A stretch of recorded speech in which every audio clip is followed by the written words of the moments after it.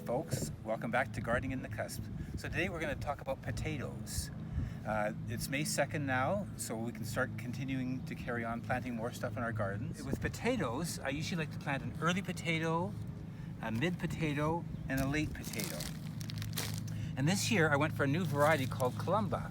And I just took a chance on that, and then Joe looked it up for me on her phone, and it's supposed to be great tasting, good texture. It's a yellow potato, and so it sounds like it's a real winner. So I'm pleased with that. My Yukon Golds is always my mid one, and it's another yellow potato, really good tasting. You can bake them, you can boil them, you can mash them, you can fry them. They make good chips. So it's a good all-purpose potato. And nowadays there's all kinds of really wonderful colors. And these are the purple ones. I think they're a Carib. And so you can make a nice, when you're baking vegetables like baking beets and carrots and potatoes and onions, you can make a beautiful colored mixture. It's really great that way. And then my late one is the russet Burbank. So probably the worst disease for potatoes is scab. Now scab does really well in alkaline soil. So you like to have for potatoes, you have to have your soil about 5 to 6. Now there's a scale of 0 to 14.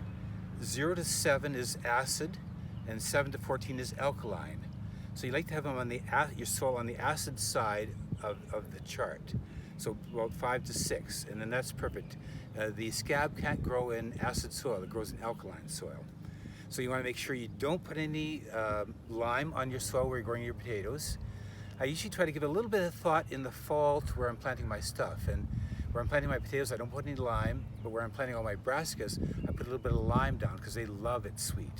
That really makes a nice growing medium for the brassicas. And the best thing for potatoes, if you can get it, is compost. You don't want to have too rich a soil, but you want it's really high in green manure and in greens. They say that's supposed to help against scab too as well, as having a lot of green in the soil. And when I used to live in hills and had lots of space, I would dig the hole deep, because when you put your potato in, the new ones grow in the area above the old seed potato. And so then I used to put just a little bit of soil in, and then I'd leave the soil piled up there, and then as they grew I would pile them in. But that takes a lot of space up. So here where I don't have that much space, I just put the potatoes in, and I get them down as deep as I can. How deep is deep down? Well, I hit hard pan here, so after that. So here it's probably about 12 inches, I would say. So once the potatoes are in there, down deep, then I just take the soil and lay it over top, working out the clumps. Most important job when you're planting your potatoes is to cut the potatoes up. So here these are the potatoes that I stored last year in my root cellar, and they're starting to sprout now, so it's time to eat them up. And they're fine sprouted, so what we do is we just break those off and then cook them up. I usually boil them up and make potato salad or fry them up. Now, here's a good potato, and it's got 2 great eyes on it. So you want to have, I would cut this one in half. You want to have enough potato around, because this is what the plant's going to grow off of till it gets up and gets rooted. So you want to have enough of a potato. Like, I wouldn't cut them that small because that's not very good.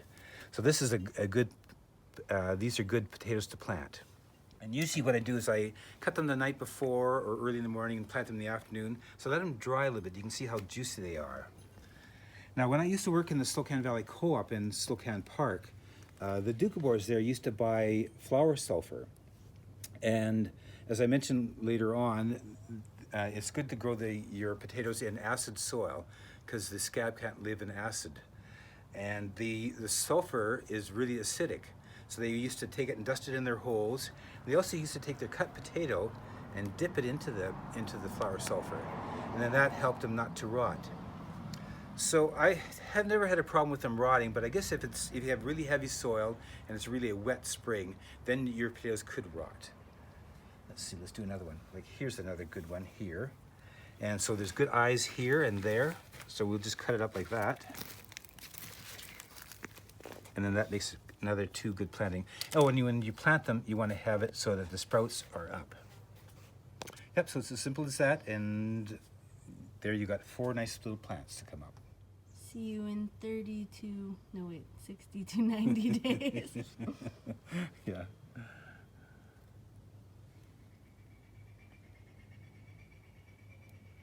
Now you're gonna have to make a whole new garden bed for these. And they take a while to come up, but they always do come up. And that way I can fit a few more potatoes in this space. And then once they come up, then sometimes if I have extra soil, I will mound them up with soil around them as well too. But then I always put leaves on top because you don't want to have your potatoes get any green on them, then you can't eat them. So if the potato is exposed to the light, then they get green and then they're not good to eat. So once they come up, then I bring a little bit of soil in, mound them over some more, and then I put bunches of leaves on top. And you can keep piling leaves on as they grow. Years ago at the coast, when I used to have lots of mulch, when mulch was very cheap, one year I tried growing them under mulch. And that was very successful too, because they were very scab free and it was easy to get them. As long as you don't have mice in there as well too, because they would get underneath the straw and eat your potatoes. But that was a great way. But you have to pile the straw really high because it's not as dense as soil. So you have to make it really, really thick. And that was a wonderful way. Now I haven't tried it, but people grow them in tires. Again, your new potatoes are always growing above the old. So they put a couple tires on, plant the potato, have it come up, and then put another tire on, put more soil around it. And I've heard of good yields that way, so if you're short of space, you might want to try that. I don't know if there's any residual effect from the tire on the potatoes. You could probably Google that and see. So anyway, so this is a bed of early potatoes. And so yeah, it's important to just work in lots of compost if you can have it. Green sand is really good because you like potash. When we used to have the nursery in Hills, I always had the organic fertilizer, so I have a bag of green sand. And so I work that into the soil too. So it's mostly green sand and compost that I use for my potatoes. So that gives them the potash there that they need to, if they don't have a lot of potash, then they don't cook as well. Because I don't have a very good root cellar, the root cellar's underneath my front stairs, so the part of the concrete steps that you see is not insulated. So in the fall and the spring, it gets quite warm in there because the sun's beating, it's south-facing, the sun's beating on there. So if I had a really good cold root cellar, they could probably keep in there for longer. So I just leave some in the ground and just put bags of leaves on top. And I just dug some up now, and they're not even sprouting. It's kind of a cold spot where they are. And so I can keep them that way for quite a long time too as well. So you can extend your crop to when your new ones are coming up.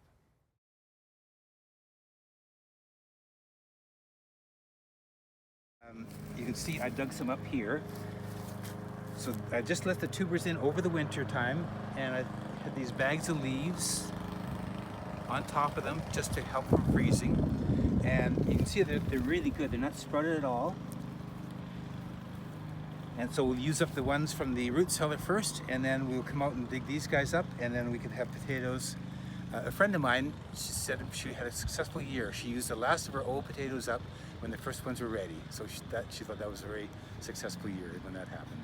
Amazing. So all those other potatoes were from the previous season. That's right. And you ate all those, and then these are just the ones you haven't been able to eat yet, and they're That's still right. all protected. Yes, yeah. Good to go. Yeah. Amazing, Ray.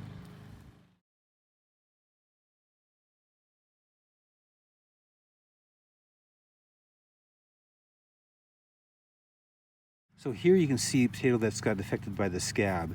So it doesn't store very well. But if it's just a little bit of scab on there, it's not something to really worry about.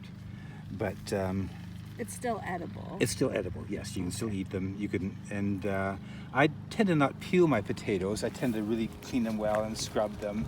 And but if the flesh happens to be kind of really scabby, then maybe I would peel them and just boil them or fry them up, something like that. But yeah, but if you have your soil acid, you put lots of organic matter in the soil, you shouldn't have too much of a problem with scab. And move your potatoes every year to a different spot. And your one unsuccessful, or still edible, but slightly scabby potato. Right. Out Exactly. of all of them. Wow. Yes. Now I think we're going to try and put a chart up on the YouTube channel talking about the early varieties and the mid varieties and the late varieties, and also what varieties are scab resistant, because there are a few varieties that are scab and also blight resistant. Blight is a disease that hits the top of the crop, and it just turns them black and the plant dies. I haven't heard much about that, us having that out here, but it's always a potential. Oh, and you also don't want to grow your potatoes where you had tomatoes last year, because they're in the same family and they host the same diseases. So you'd like to, so every year I try to pick a new spot for my potatoes, and they're really good to grow them where you had your beans, your legumes last year. So over here where I have my tent for my pole beans, that's going to be where I put my mid-crop. I'll move the tent and put my mid-crop of potatoes there. Next season? Next season. Well, no, actually that's my second crop. Oh yes, So for succession gardening. That's right, succession. Yeah. We'll Exactly. talk about that soon. Yeah. So now I think we'll go over to the radish patch, which we talked about last week. The radish and onion patch, and we'll talk about those. Thanks a lot.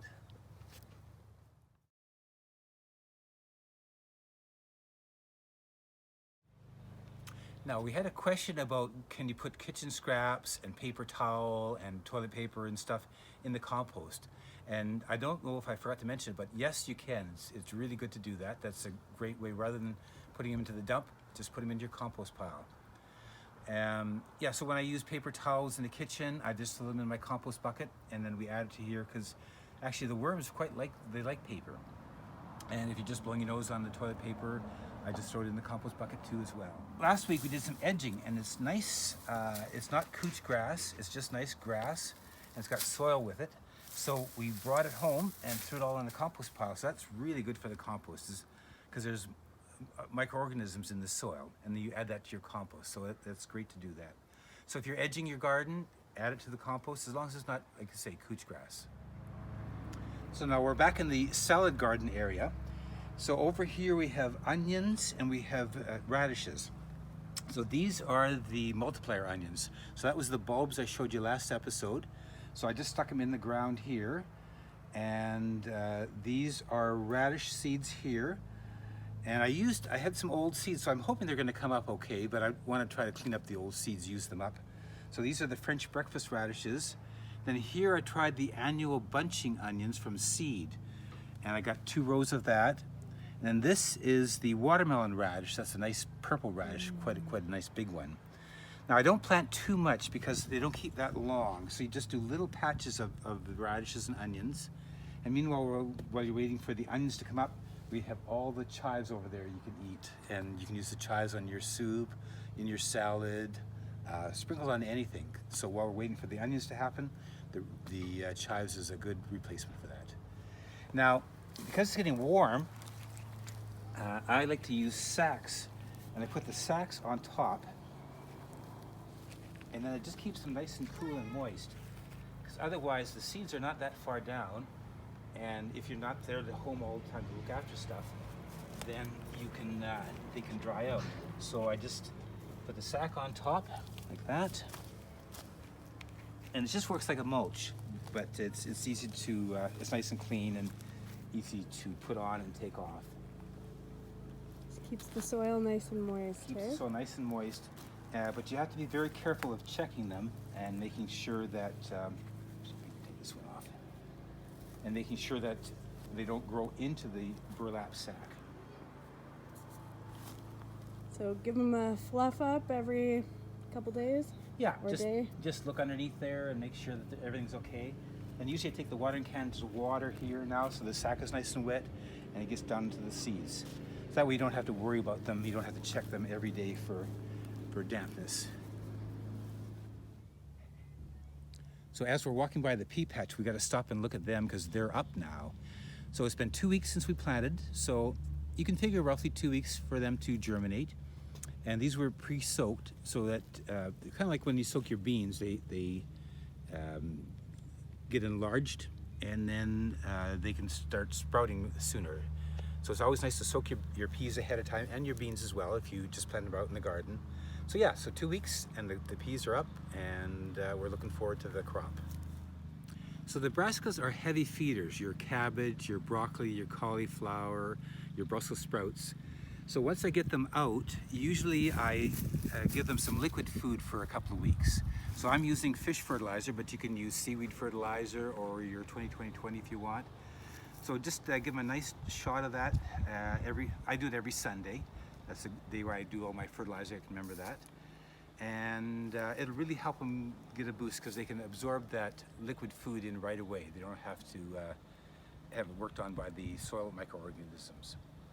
And then I have my tarps handy. We had a little bit of frost last night, so I just ragged the tarp and put it over top, and that protects them, saves them from getting damaged by the frost. And I had a interesting little thing. I had the tarp over top, and as I pulled it back, there was 3 slugs on top of the tarp, and or underneath the tarp, I should say. And so that was kind of nice because it took them away from the cabbages. So then I just tossed them out over the into the field next door there. And I noticed them both in the cabbages and in the broccoli. When I lifted the tarp up, there was some slugs that were underneath the tarp.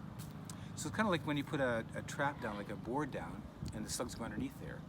So I'm going to try that again every once in a while because it seems to attract the slugs, and if I can get them out of the garden, that's great. Yeah, I've heard that copper also works. Yes, yeah. If you want to buy copper, I think Lee Valley sells it. I'm not sure how it comes, but if you ring your bed with copper, they can't cross the copper. I guess there must be some kind of electrical charge from it. But I think it's a little expensive. And, Right. But you know, if you just have a small garden and you really care about it, then that's the way to go. Have you tried ash before? No, I haven't. No, I just usually, I haven't had too bad a slug problem, and usually I go out in the mornings and just check for them. But yeah, if I had a really bad slug problem, then I would probably look for all kinds of methods. So now we're in the small fruit section, and these are strawberry plants. So these ones have been in probably 3 years now. So in the springtime, I took the mulch off, trimmed them all back, put manure and Gaia Green on them, worked that in, and then I put the mulch back on top again. And so probably they're looking pretty healthy, pretty nice, so they'll probably be good for another year or two. I used to have TriStar strawberries, and they're technically called a day neutral strawberry. So what you do is you get a crop in June, and then you get a crop later on in the fall. And I quite like that. It's nice to get the fall crop. But I got disease in my strawberries, so they all went. And a friend gave me these ones, and she said she really enjoys them. They're a big strawberry. So I thought, oh, well, I might as well give them a try. Liz Chernoff actually was the person that gave me them. So they propagate quite fast, so I started to grow along here. They're a big strawberry. You can't leave them go too long. They tend to get a little mushy quite fast. So when you see that they're red, it's time to pick them and eat them. And then over here, these are ones that I put in last year. So I try to keep a crop rotating so that they're not all going to end at the same time. So these ones, you can see they're also good size and nice and healthy looking. So these are my blackberries, and I'm using the strawberries as a ground cover around them. And I love these blackberries. These are thornless blackberries, and they produce a crop that's not too late. Some of the thornless varieties, they produce later than the old-fashioned thorny ones. But this variety is quite nice. It doesn't produce too late, so you get a good crop before it gets too cold to enjoy them. So I espalier them on these fences over here, and later on we'll take a shot over the other fence there where I have some older berries. And I just moved some this last fall. So, Ray, Yes. I see that this one's got some buds coming off of it. Yeah. And then there's this guy over here. Is he just a late bloomer? Yeah, I don't know. Some of them I moved in the fall, and this one here I moved in the fall, and it doesn't have that many leaves on it yet, so I'm hoping they come. But if they don't come from that, they'll probably come from the base, so I might lose this year's. So they produce on last year's canes. So the cane that grew last year is what's going to produce this year. And the ones that produced last year, you cut them out. I hope that makes sense for people. Yep. So So if these don't come, I'll just have to cut them off, and hopefully they come from the base. Next year? Yeah, next year. Or actually, hopefully they come from the base this year. So that Next year can grow we'll get berries. Yes, we'll get a crop. Alright. But we'll take a look at the other the berries that have been in there for a few years. So these have been here for quite a while. I think probably 4 or 5 years. So all these canes grew last year. So it's going to be all going well, and I don't have anything happen to them. It's going to be a bumper crop this year because I got lots of canes, and there'll be great production. You can see how far they spread too. So there's one plant here, and it's got a spread of, oh, I don't know, 10 feet, something like that. Wow. So you can see how large they get, and one plant can go a long ways.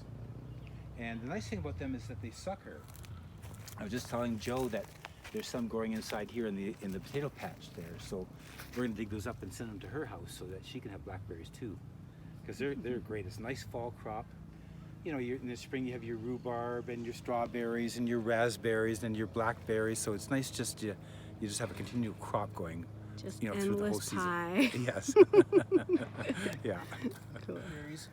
And over here are blackberries and strawberries, I should say. And here we have jostas. Now that's a black currant gooseberry cross. So I love the black currants. They make wonderful jelly, but they're kind of small.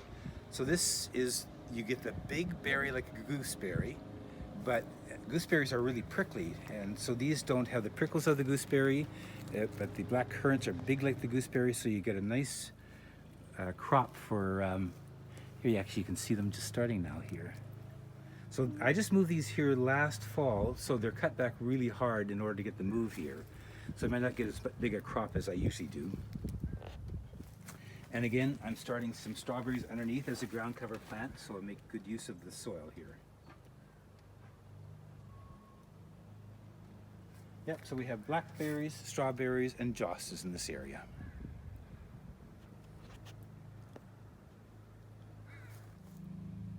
So we like this lettuce. Actually, we love this lettuce. It's great. So if you like or love what you've seen, then you can subscribe, you can like, and you can ring the bell for notification. Thank you.